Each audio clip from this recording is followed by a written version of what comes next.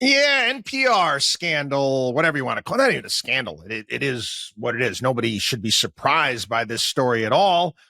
But I want to get into why this takes place. And in my belief that lack of accountability, it's a liberal breeding ground. That's where liberalism really thrives. Now you're told that you don't want to have mosquitoes around your yard. Make sure that you don't leave any sort of standing water around because it's where mosquitoes can breed, right? Well, lack of accountability in any organization is a liberal breeding ground. National Public Radio. No, there's no real accountability there. No one needs to pay any sort of attention to ratings and how people are doing or how many people are listening. It's National Public Radio. The checks keep coming. It is a radio outlet. People, oh my God, this is an institution. It's wonderful. It's great. No, it's paid for by your tax dollars. Does anybody think that National Public Radio would exist without them taking your hard-earned tax dollars and giving it to them? No way, no how. National Public, let me tell you a story about National Public Radio. That, man, was hilarious. I first encountered the folks over there at NPR when I used to do radio rows for political conventions and inaugurations. I don't even bother doing them anymore. It's a waste of time. Anyway, you'd have radio row that would be set up.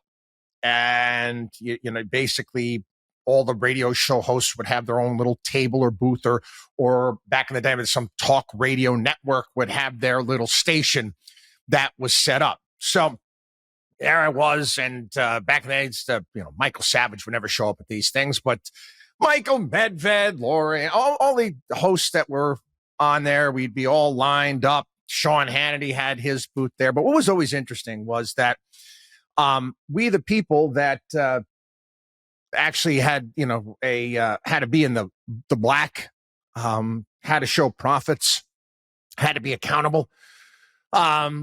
We carried our equipment. We helped set things up. It was on, shoestring budgets and staff. I always loved being next to Neil Bortz, one of my favorites here. What a neat guy he was.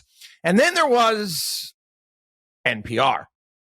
Oh, yeah, NPR, their radio booth at these radio rows, it was extraordinary.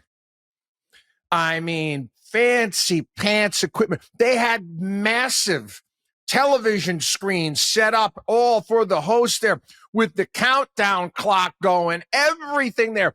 All of the staff and minions that they had working for them. And I was like, this is your tax dollars at work. There's no accountability with this. No, it was